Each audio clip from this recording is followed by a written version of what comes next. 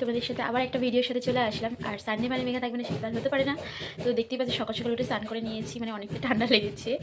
আর এই যে এটা কি বলো তো, মুড়ি দুধ দিয়ে এখন খাবো। মুড়ি একটু দুধ আর একটু নলেন গুড় হচ্ছে দিয়েছি, জানি না এরকমভাবে কে খায়, বাট আমি খাই। খিদে পেয়েছিল তাই এটা খেয়ে নেবো। আর আজকের ভিডিও তোমরা স্কিপ না করে দেখতে থাকো। এবারে খেয়ে নিয়েছিলাম। আর এদিকে দেখো আমার স্টুডেন্ট চলে এসছে, আয়াংশ।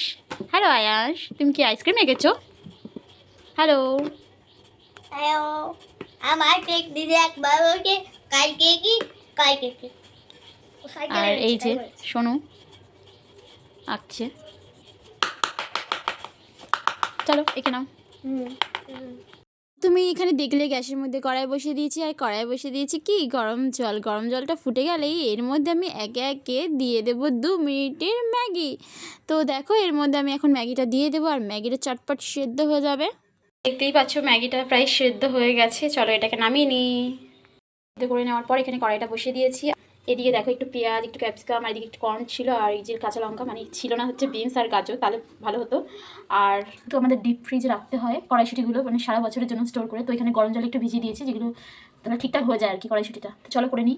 প্রথমে আমি এখানে একটু বাটার আর একটু রিফাইন অয়েল দিয়ে দিয়েছি। এবার এরকম ভুলে গেছে তাই এর মধ্যে এবার এক একটা ভেজে নেবো। হাতে সময় খুবই কম তাই একসাথে সবগুলো ভেজে নিচ্ছি। মানে এখানে কর্ন আর ক্যাপসিকাম আর রয়েছে পেঁয়াজ। তো দেখো এর মধ্যে আমি কড়াইশুঁটিগুলো ভেজানো ছিল ওগুলো দিয়ে দিয়েছি, আর একটু নুন হলুদ দিয়ে নাড়াচাড়া করে দিচ্ছি। এগুলো এবার নামিয়ে নেবো, নিয়ে তারপর ডিমটা ভেজে নেবো। ওটা ভেজে নেওয়ার পর আমার এখানে ম্যাগিটা রেডিও হয়ে গেছিলো, তাই তোমাদের সাথে বাকি ভিডিও শেয়ার করতে পারিনি, কারণ অনেকটাই লেট হয়ে গেছিলো আমার বেরোতে। দুপুরবেলা আমি ভাত নিয়ে নিয়েছি, এখন খাবো, খেয়ে রেডি হয়ে বেরিয়ে যাবো। তো চলো খেয়ে। বুঝতেই পারছো কতটা লেট হয়ে গেছিলো, আর লেট হয়ে গেছিলো বলেই বাড়ি থেকে কন্টিনিউ ভিডিওটা করতে পারিনি। তো এখানে স্টেশনে যাচ্ছিলাম, মানে এটা ছিল বাগবাজার ঘাটে।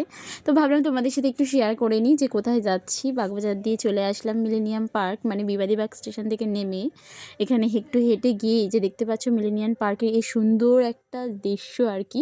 আর ওখানে কিছুজন প্রোগ্রাম করছিল আর কি, ফ্যামিলি মিলে এসছে সবাই মিলে। দেখো মিলেনিয়াম পার্কে এসে রিভার্স ক্রুজে উঠবো না সেটা তার হতে পারে না। তো রিভার্স ক্রুজে উঠে ফার্স্টেই দেখো এখানে গান টান বাজছিল, বেশ মজা করছিলাম গানের সাথে সাথে আর কি। আর গঙ্গার মাঝখানে এরকম গান বাজবে আর মজা করবো না সেটা তার হতে পারে না। তো গান বাজনা শুনতে শুনতেই এগোচ্ছিলাম, মানে পুরো গঙ্গাটা চারিদিকটা উপভোগ করছিলাম হাওয়ার সাথে সাথে। আর সামনে দেখো এই যে হাওড়া ব্রিজ, আর হাওড়ার ব্রিজের নিচ দিয়ে এই যে যাচ্ছি এপার ওপার করছি, মানে ঘুরছে আর কি কোর্সটা। কোর্সে উঠে খুবই তো মজা করেছিলাম, ফিশ ফ্রাইও খেয়েছিলাম এতক্ষণ সবার সাথে থেকে। বেশ গান বাজনা বাজছিলো চারিদিকটা, এত এনজয়মেন্ট করার পর দেখো একে একে বিদায়, মানে সন্ধ্যা হচ্ছিলো যত, মানে প্রায় 1.5 ঘন্টা মতো আমরা ছিলাম, 5টা থেকে 6:30 অবধি ছিলাম। তো সবার সাথে বিদায় নিয়ে এবার আমরা চলে যাবো আমাদের বাড়ির দিকে, মানে বাড়ির দিকে বলতে গন্তব্যস্থলে। তো চলো চলে এসেছি, আর এই যে রয়েছে সামনে পকোড়া, চলো খেয়ে নিই। দেখতে পাচ্ছ women's day gift, thank you. বাড়িতে এসে সব শেষে এখানে দেখো দিদির বানানো ফ্রায়েড রাইস আর চিকেন কষা খেয়ে আজকের ভিডিও এখানেই শেষ করছি। ভালো লাগলে অবশ্যই একটা লাইক কমেন্ট শেয়ার করতে ভুলো না। আবার দেখা হচ্ছে নেক্সট ব্লগে।